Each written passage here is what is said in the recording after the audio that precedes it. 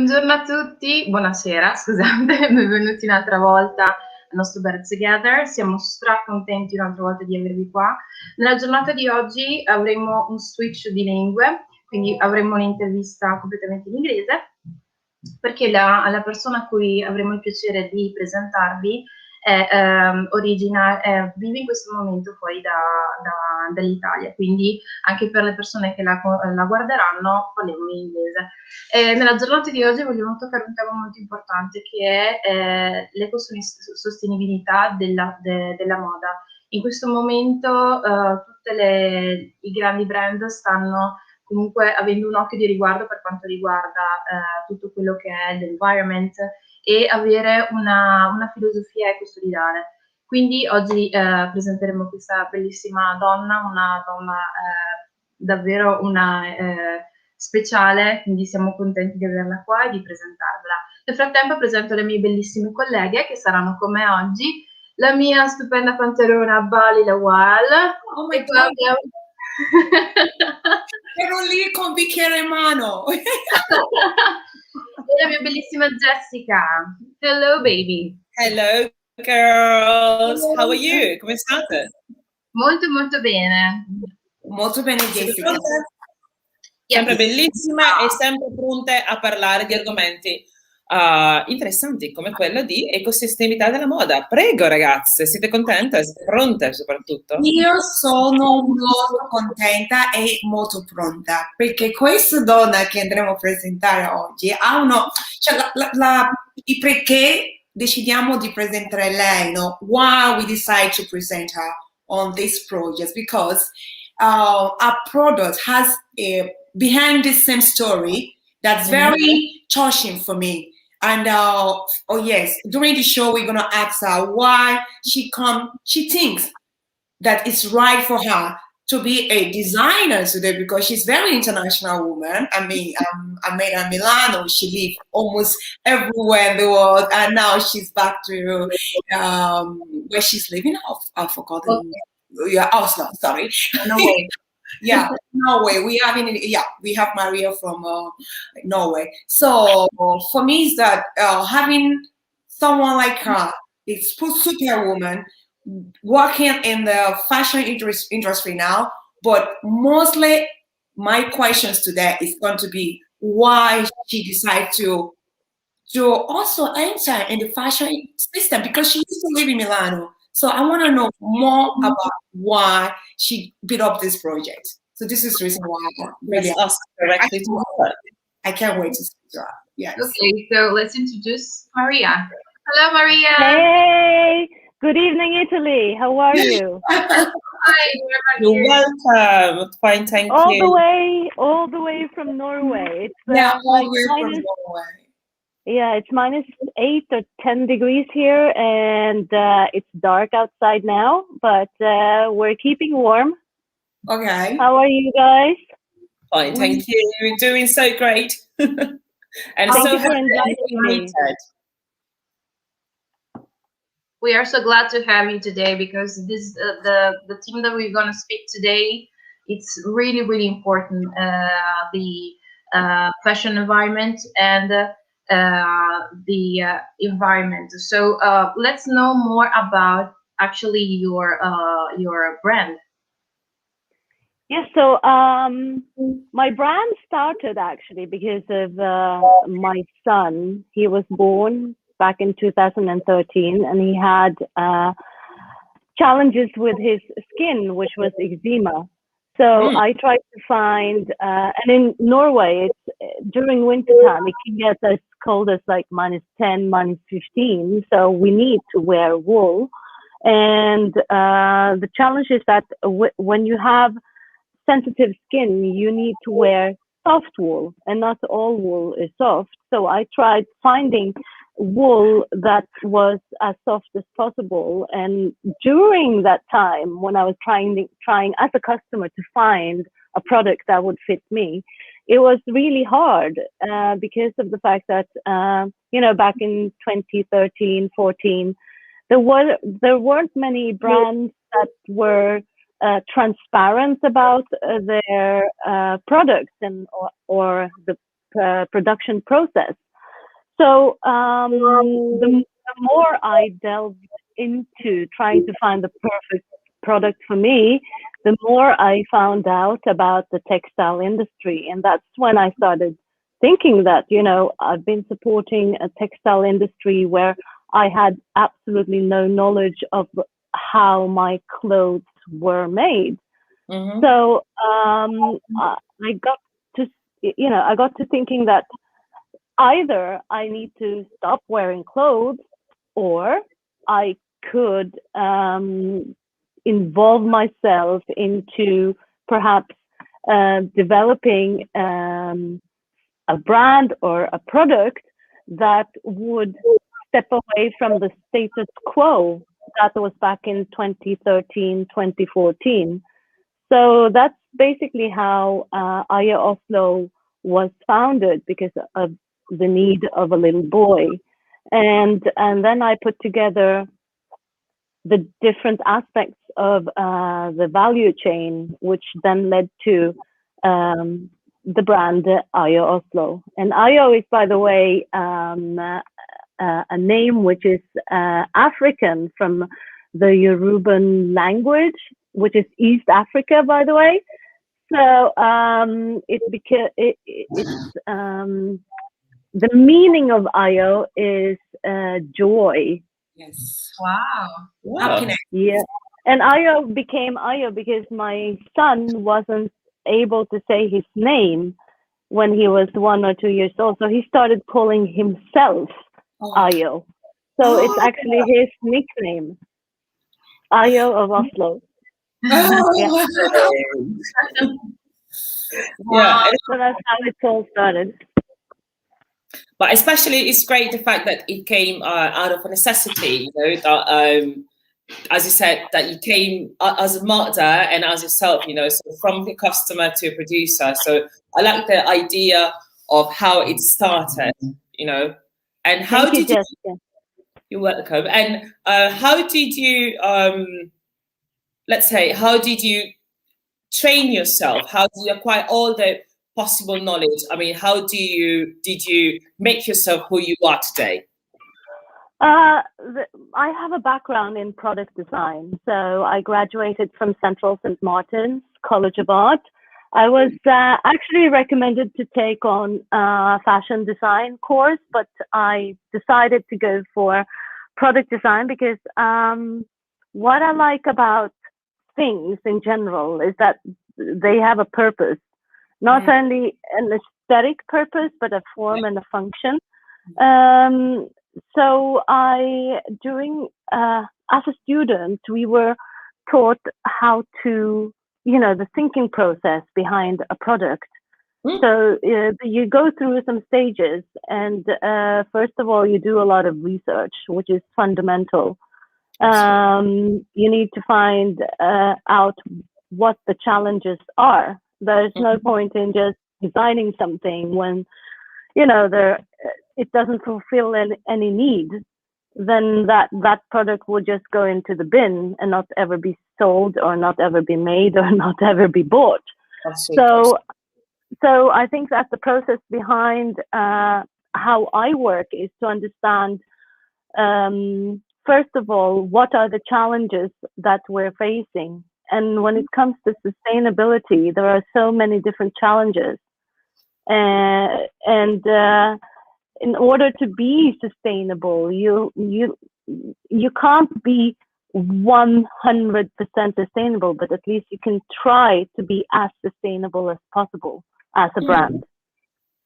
Oh, why can't you?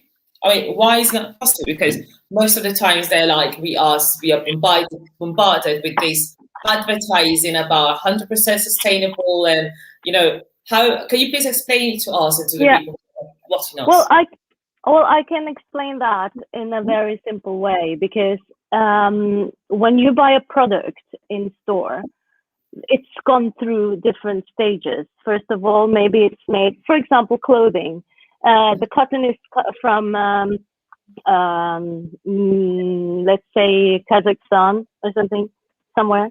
And then it's sent to a mill, for example, in Turkey. And then they make textile out of it, and then maybe it's sent off to a factory in Egypt, and then maybe it's sent off to a brand or a distributor in America. So you have, even though the product is sustainable cotton, you have all the change there, where you've got the processing is happening in different places on Earth.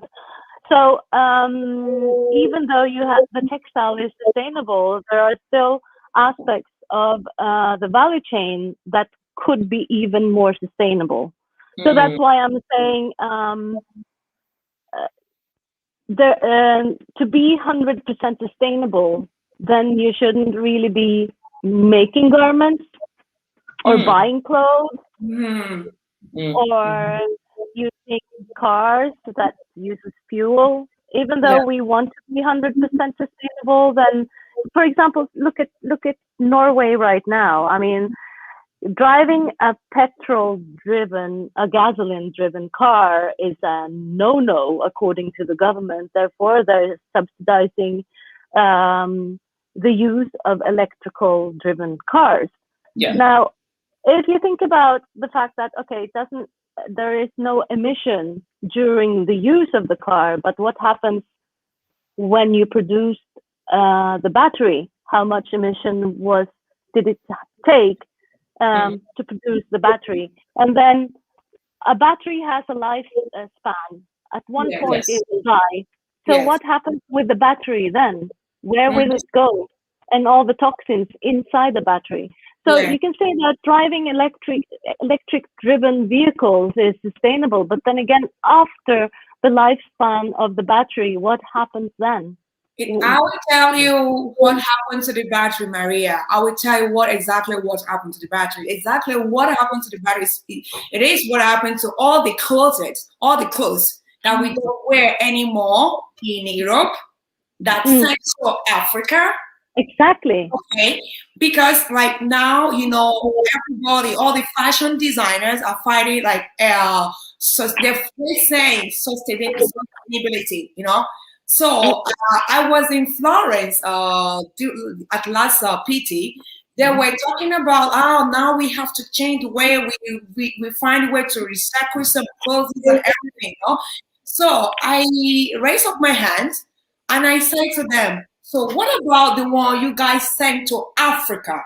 Exactly. Because like 50% of all the clothes we don't wear anymore in Europe. I'm talking about underwears. I'm talking about stockings. I'm talking about everything clothing. They send it back to Africa, like selling in the market. True. So, yes, If you go to Africa, you see a lot of these things. So when I raised up my hands and asked them, so now we want to fight in Europe to save Europe, okay? So what about why are you guys pushing all these clothes to Africa? So the lady told me, like, you guys in Africa now, we are a little bit wiser. That's what they told me.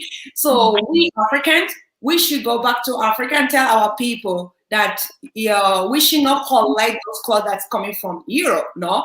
Then I say to the lady, no, it doesn't work like that. Because you guys came to Africa a long time ago. You told me whatever you say, your words is our word, So we believe on what you laid for us. So now, as you know that those things doesn't work in Europe, you guys should go back to Africa and explain to them that we should not collect those clothes, those ugly cars, all those computer, all those fridge, that it doesn't work anymore here.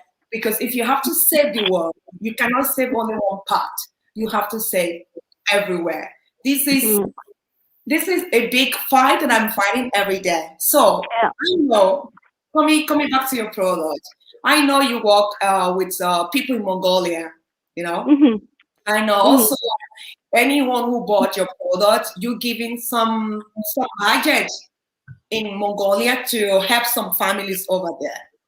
So what happens with Ayooslo is that in order for us to fulfill to meet the criteria, which is our philosophy, Yes. to be as sustainable as possible. We leave all the value chain in Mongolia. This is because the raw material comes from Mongolia.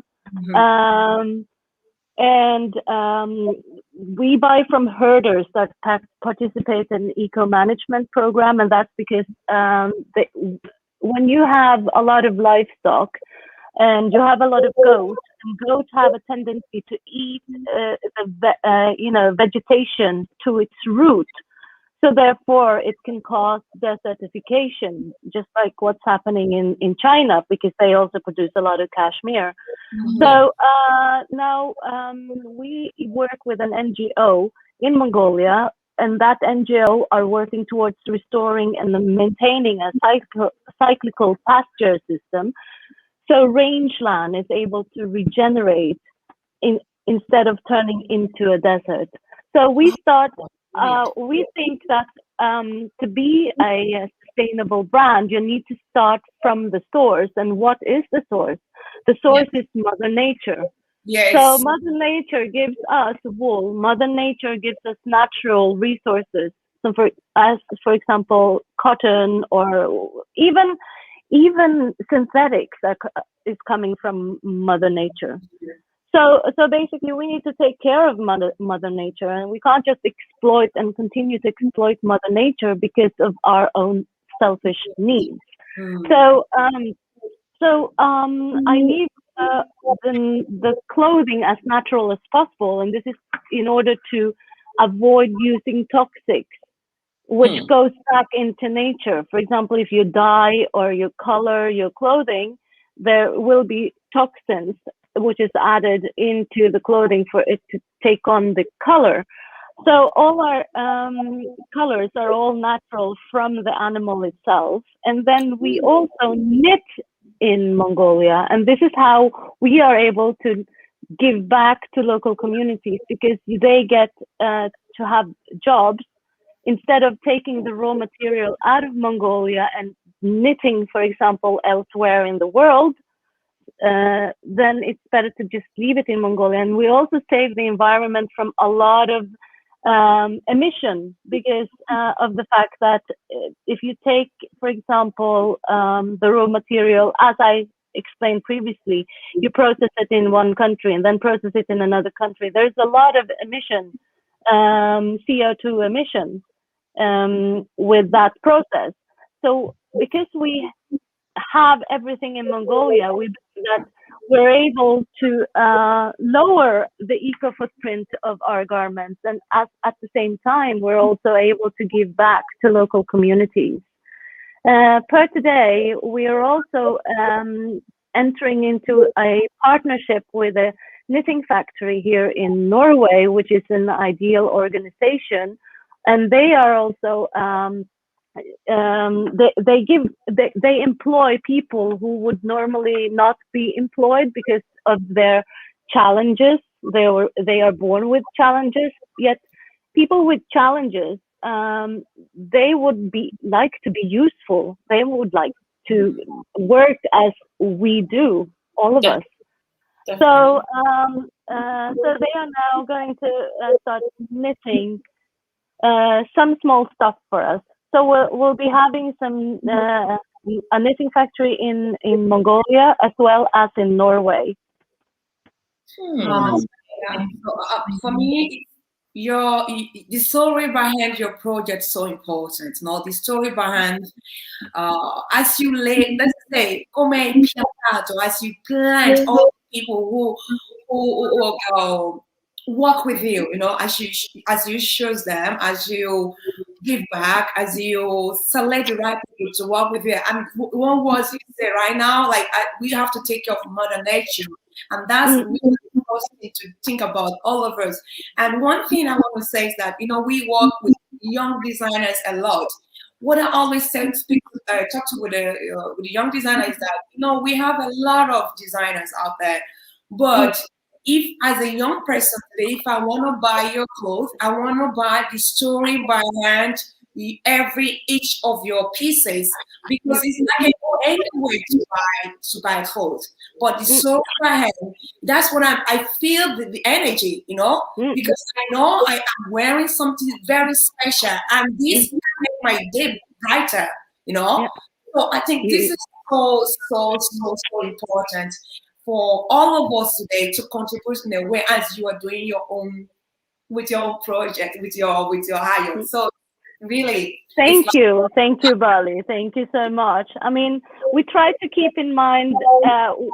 This is what I wanted to achieve with Ayooslo. Ayooslo had to be a brand that is respectful of every single living being on earth.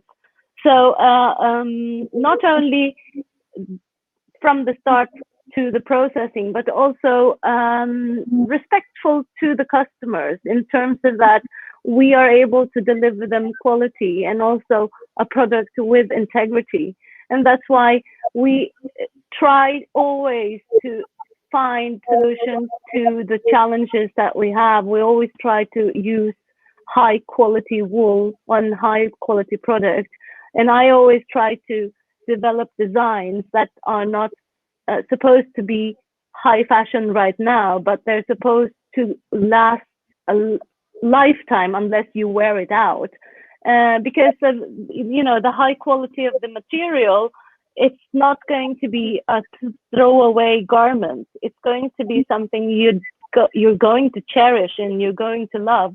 And this is exactly the feedback we're getting from our customers today, saying that, I mean, the quality of the wool and the cashmere is amazing, and that it doesn't have fuzz balls or have lint balls, etc. So we're getting pretty good feedback from our clients, because they're getting more than the value of a sweater. They're getting a sweater with integrity, a product with integrity. And therefore, you will have wearers or customers who would be proud to wear the garment. Yes. Yeah. About this topic, actually, let's talk about fibers. Let's talk about how they made it, because right now all the brands are they say they're eco-friendly, but actually they don't explain the fibers. I mean, the production of the cotton, sometimes it really damage the area because they have a much of water to produce it, besides the cashmere. So let's talk about a little bit this, because I think a lot of people just say just see the brand and say, oh yeah, it's eco-friendly, I can buy it, but actually behind that, it's not always what they say. Yeah, unfortunately, you will always have greenwashing of a brand, because it's now becoming a trend to be sustainable. And I have seen that myself. I've seen it with other brands saying, oh, we're using Tencel. It's sustainable because it's natural. But then again, it's like there's so much more behind the word sustainability or sustainable rather than just, the fabric or the material. It's an integral view on a process, which has to be ethical and also, not only ethical, but it has to be ecological and ethical. So it doesn't really help being sustainable and you're using cotton if you're making your t-shirt in a sweatshop factory. So and also as a consumer, you really need to be involved in the process. If you want to be sustainable, you need to arm yourself with knowledge and be critical about how you spend your money. Oh, this is Ayo. Oh! Hello, Ayo. The real Ayo just walked into the office. What an honor to actually meet the origin of Ayo. Just coming back from school. Guest appearance. Guest appearance. So beautiful. Maria, I want to ask a question because I mean you're a very international woman, you know, and you decide to put yourself in this situation now that you are producing something for someone who wants more, you know. Did I say it right, Maria? My question is that maybe at this age, I don't want to know. I don't want to ask your age. I am not saying that. You already know. No, I'm not saying that because you know what? Because when we are young, we have different idea of life. You know? At this age now, and also having a baby, you know, you appreciate more things that we can really take care of each other. When I say each other, it means like worldwide. You know, you don't want to contribute in a world that is going to rule. I mean, destroy in a way. You think Exactly. your age, your knowledge, your for having opportunity to see the world made you think like this today, or what? I think, I think it's because, you know, I was born in the Philippines. I grew up in Norway. My parents have had a certain way of living that has actually been quite sustainable because they don't overconsume. We never used to throw away food, and you know, coming from a country that is a developing country.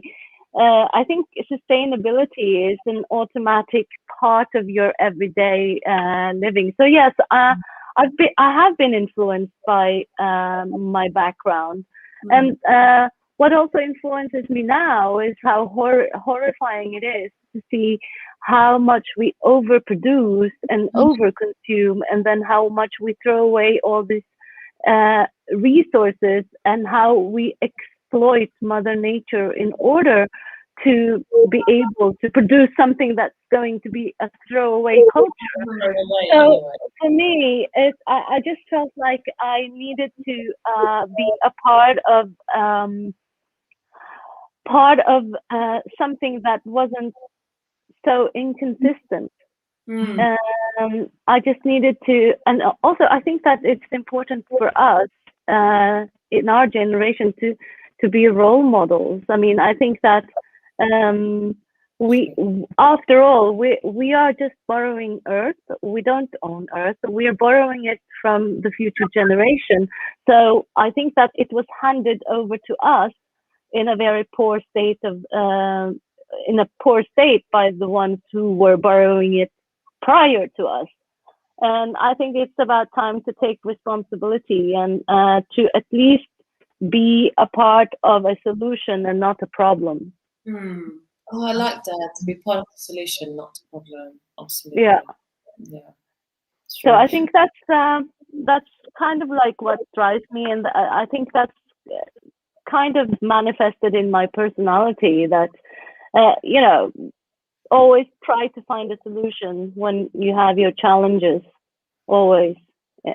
But I think it's easier for us, for example, who live here in Europe, in a developed country, rather than, for example, people who are living in a developing country, because for people who do not have shoes, clothing, house, warm, it's very difficult for them to think about, you know, the challenges of sustainability, even though they live in the challenge. It's true.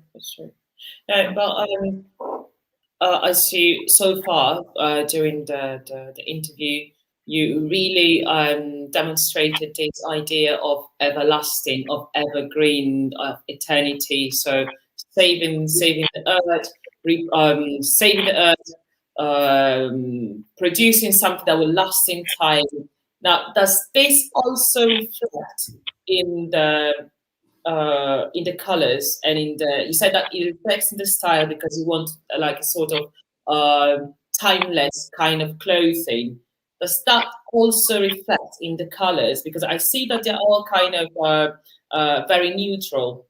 Is that right? Yeah, it's all natural. It's all from the animals. So the animals have got dark shade, they've got beige, they've got light brown, dark brown, gray. So it's all just natural. Nothing has been colored, which is even better because it makes the product cheaper. Cheaper. I mean, the more you add into a product, the longer the process, the more expensive it'll get. And if you keep it as natural as possible, then it's going to be cheaper. But then the quality is so high that for the price you're actually paying, it's not as bad as what you'd think, because you would have high-end brands like, you know, the ones in high street. I'm not gonna go into which brands they could be because that will be marketing for them. But the quality of my products is I've been researching the how to get the best quality, and having the knowledge of getting the best quality. Knowledge is always a good weapon. It's always a good tool, and that's how we're able to make these clothing in high quality, but you're paying a fair price, because as a small brand, I'm not spending money on marketing, distribution, models, which all can add up. So I'm just trying to work as organically as possible without spending unnecessarily money on things that would build a brand up, even though I like to build my brand, but I think it's growing on its own in an organic way, because we're getting recurring customers all the time, because once people get to know how good the quality is and how fair the price is, they keep coming back. I'm not really sure if I managed to answer your question. No, you actually did. You really did. Yes, you really did. About your customer, do you have women and men as well? That's a good question, because you know I design stuff that I like, and I'm really meticulous about the details. So you know, the rib knit has to be like that, the finishing has to be like this, and there's a, you know, like these little polka dots, they have eyes. Yes. It's not just dots, but they are sheep eyes. So here we have the white sheep surrounded by all the dark black sheep, but we didn't have black, so it's going to be beige sheep. In any case, but I'm meticulous about the design. So yeah, my design has actually been bought by men and women. Like the same sweater has been bought by a man, which I designed for women. And this is because wool has elasticity when it's knit. So it can basically fit everyone. So I tend to look at my clothing as unisex clothing. And my father-in-law, he's wearing the cashmere pants, in which you've seen on one of the female models there. And the one in large fits him perfectly. So I would think that these things that I make and design, my objective is to make unisex clothing. It's not just supposed to be for men, or it's not just supposed to be for women, but some styles need to be, well, some styles have to be developed in the sense that both men and women can wear it. Fantastic, Maria.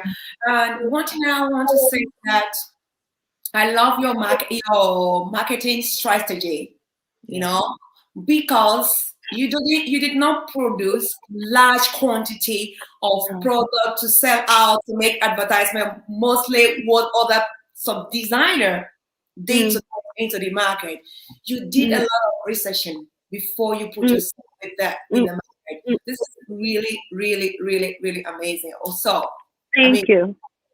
No comments about that, because now it's very easy for a designer to go out there, like, you know, doing some 2 or 3 pieces and put their name out there, and the quality is not the best of it's not the best of the best, and then through the process, they're like, okay, we can modify it, we can make it better, we can make it better. But your goal is just to make everything better. Of course, no, Yeah. you just do your own work very well before you put yourself into the market. So really amazing, really amazing. Yes, thank you. You have to remember that, for example, Ayooslo wasn't born out of the necessity to design a style or design clothing.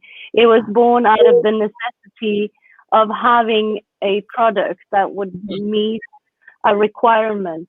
And therefore, as you can see, it's not a very typical fashion design brand. I mean, Ayooslo is a slow fashion brand, very slow. It's so slow that I don't even think about releasing like, oh, we've got a spring summer collection. We don't have that at all. It's like, we're sold out. You have to wait. And of course, that's not good for business. But then again, I'm thinking, you know what? At one point when I see that the need to make more, then we will make more. But for the time being, I think it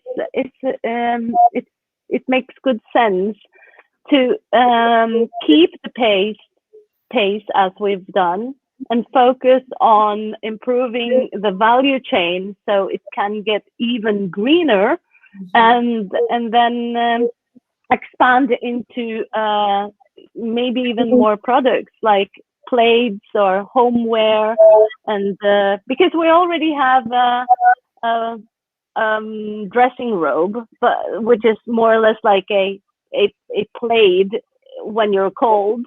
But I would love to venture into interior products, because there are when you make these sweaters, you don't use 100% of the wool from the goat. You only use a small percentage, which is the softest, and the rest it's used for felting or for other products, and those things could be nice to use for interior design. So when the time comes, I would like to venture into interior products also. Yes, this is amazing. Yeah. Maria, it's like you respect the animal you're taking the wood from also. Like you can time to regrow. Yeah. Wait, this is amazing. Yeah. I think that it's kind of a philosophy that quite a lot of people has taken into, because I see that, for example, when you look at food and when you look at animals that have been slaughtered for us to eat, not all the whole animal is being used.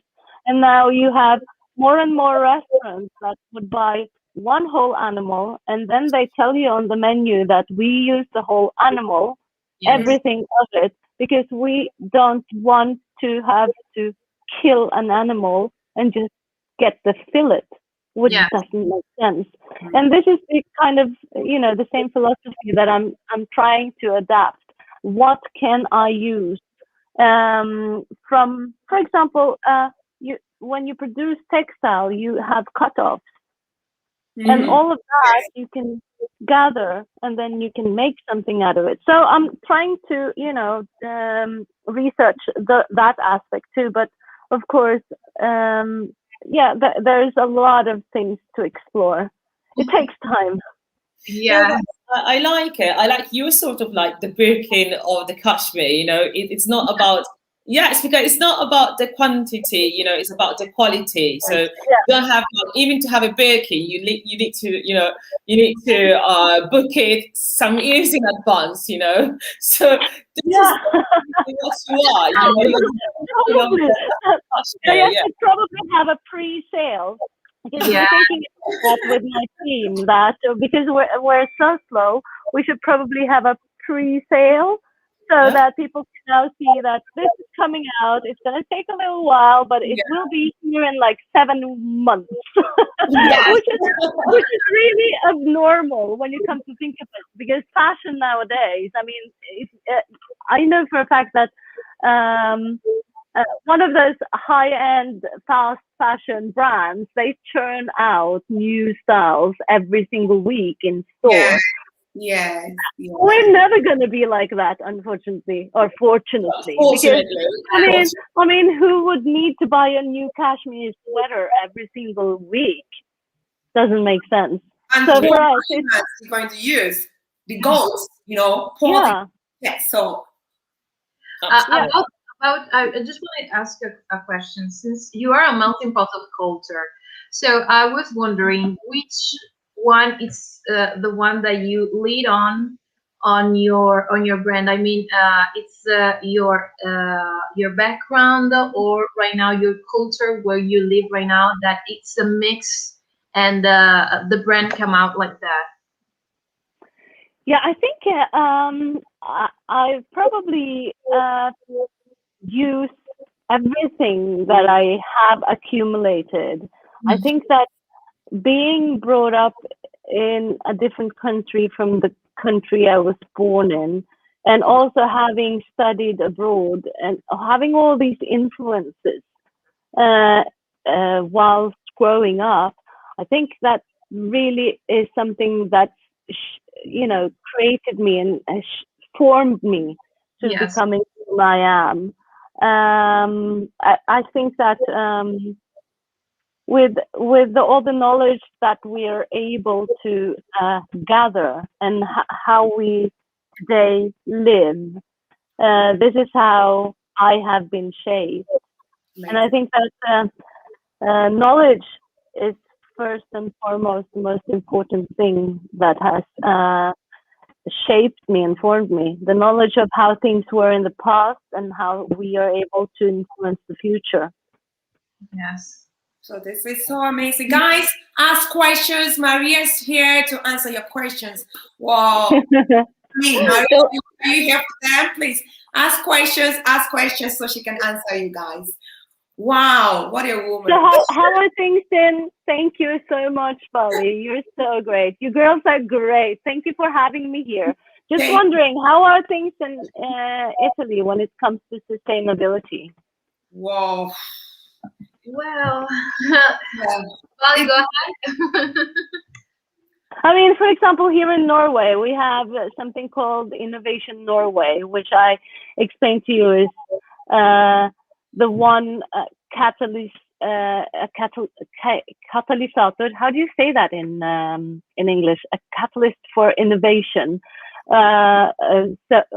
So what it does is that it's kind of like it gives grants to innovative companies in Norway, and which then again does something in the society, because then people want to be innovative, and one of the criteria for what they want to back up with a grant is that it's sustainable. So this is why in Norway you have a lot of tech companies that are very driven to find sustainable solutions. You have, for example, my husband, my partner Lars, which you have met, Bali. He now works in how to help. They develop technology in how to help businesses to reduce their environmental footprint in terms of finding the most effective way to transport their clients' goods, which means that you'll have a reduced CO2 emission. So there is a lot of innovation within the green sector in Norway. You know what? This is really amazing. In Italy, we having this too. What concerns to fashion, during Milano Fashion Week, we have something called green red carpet. Oh yeah, we have green red carpet, and we have a lot of young designers, that Camera della Moda support during Milano Fashion Week to exhibit sustainability design. But the point is that probably this young designers, only the young generation, they can think about those things. I know the old one also are doing a lot, but how many clothes, how many pieces, this young designer can produce? And also the point is that most of the time for this young designer, it's just for like one shot goal. They don't have opportunity to develop their craft. Before during Milano Fashion Week, I was there to see some new stuff. And welcome to some project today.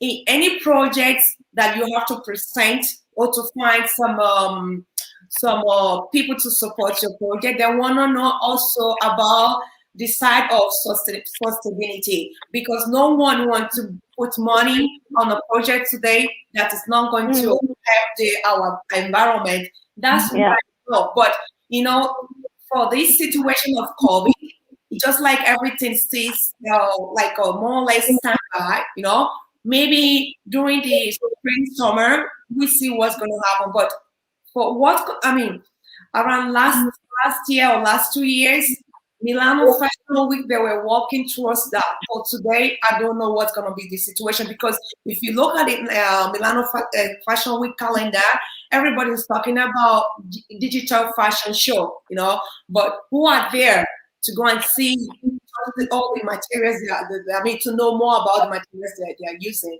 So it seems like Milano, it's open, fashion world is open for it, but we still have to see a lot. I believe in Norway, because the country you're living now, they're very kind of a laid-back country. They're not into fast fashion, No. Maybe probably they're more a little bit. They are a little bit more. What should they say? Avanti, like a little bit forward.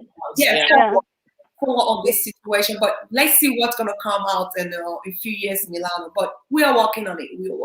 Yes. Well, we actually hoping that the situation it's improve all the time. But I think, as Vali says, it's up to the thing is culture. It's a different type of culture. Today in Finland, they are more open, more aware of the environment. Right here, we still on fast fashion, or we want to change all the time. So it's not quite. Well, that's true. It's very true that it's about culture, because the Norwegian, they spend more time outdoors. Norwegians are very sporty people. They like being outdoors in the woods, in the sea. They enjoy being outside. So when you are outside, you're automatically in tune with nature. So obviously Norwegians don't want that change. Whilst and so they dress according to the weather. It's not about being fashionable. You need to dress accordingly. So of course that will have its influences on how you choose to buy clothes. Whilst in Italy, in Milan, I remember very well that the weather isn't very demanding. I mean, okay, January, February it was cold, but then March came. It was like, oh, we can wear whatever. Blah, blah, blah. Whilst here, it's kind of like, you need to really think about what you're wearing, because it has to be comfortable, and there isn't a lot of comfortable clothing that is fashionable in terms of, you can't construct comfort that will keep you warm in gale force weather and minus 15. It's just an oxymoron. You know what I want to say is that during my Italian mother and my grandmother's time, they used to go to Salta, so this is Sartoria. Tailor. The tailor. Salta. Yes, Salta, to make their clothes. So they're able to take the right material, really special one. And since when in Milano, in Italy, we are living in the middle of all of us want to be fashion designer. You know what I'm talking about? So it's like we don't need the right people to sew your clothes anymore. You just buy, you dress up, because point is that I need to show I'm Italian. I need to dress, like as the fashions, the designs say that this is what is in vogue, But as today, because I remember I used to go with my Italian mama, my grandmother, to Asata, and I mean probably we do this maybe three times a year, not like every weekend we buy clothes, only buy clothes for me, but 3 times a year she go to Asata. They choose the materials. I'm talking about quality silk, special, and also when you're talking about cashmere and everything, I start to notice this from her, but today, you see like Velina, Veline, you see like all this Ettore, the footballers. Most of the girls want to dress like that, they just want to show off. Like I am also sexy. I am also powerful. That moment, like how do you say, like 5 minutes of glory? That's what they're looking for more or less today.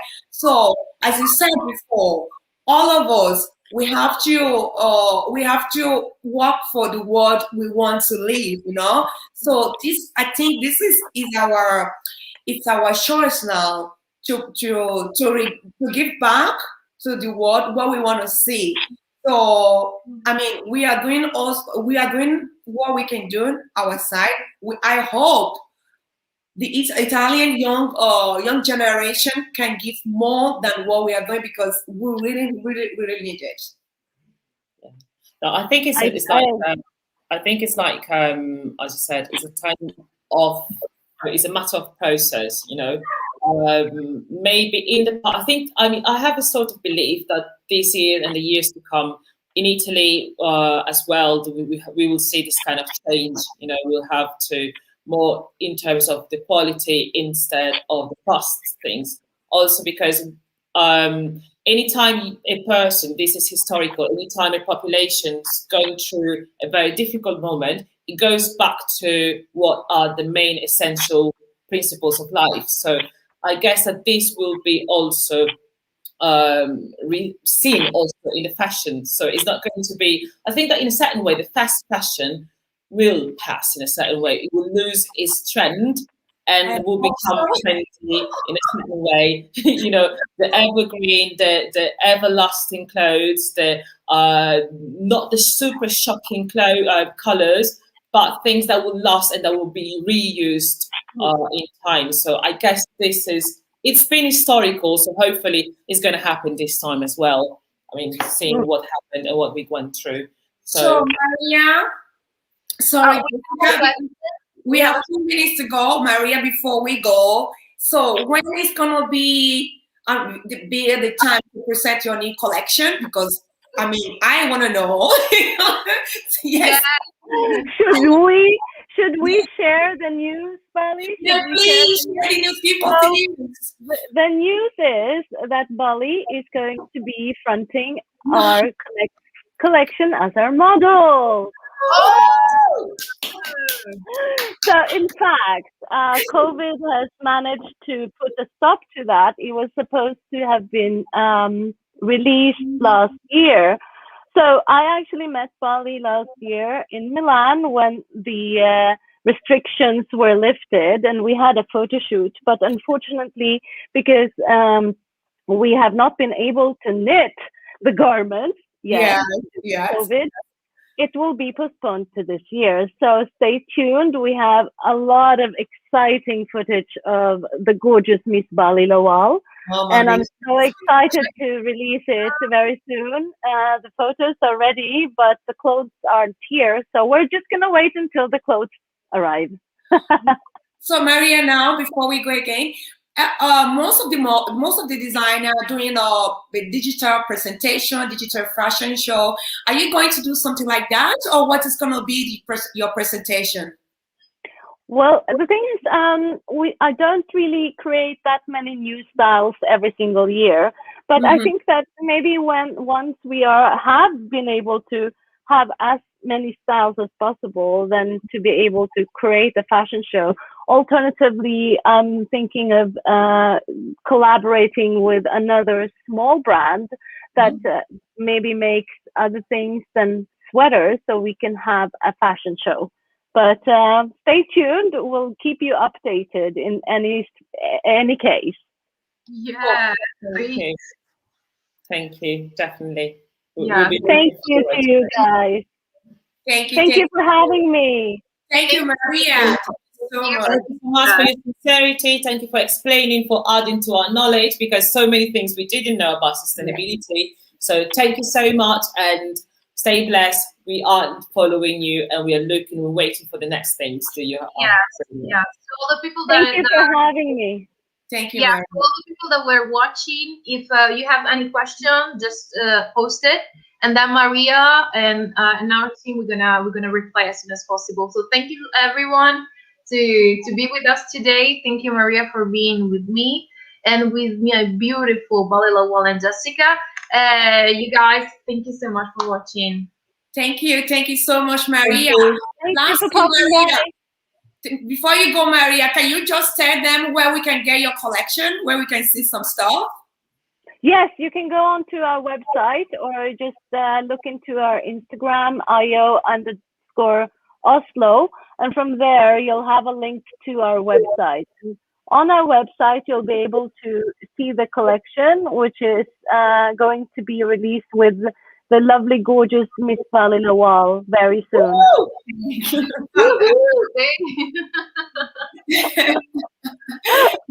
And we can't wait.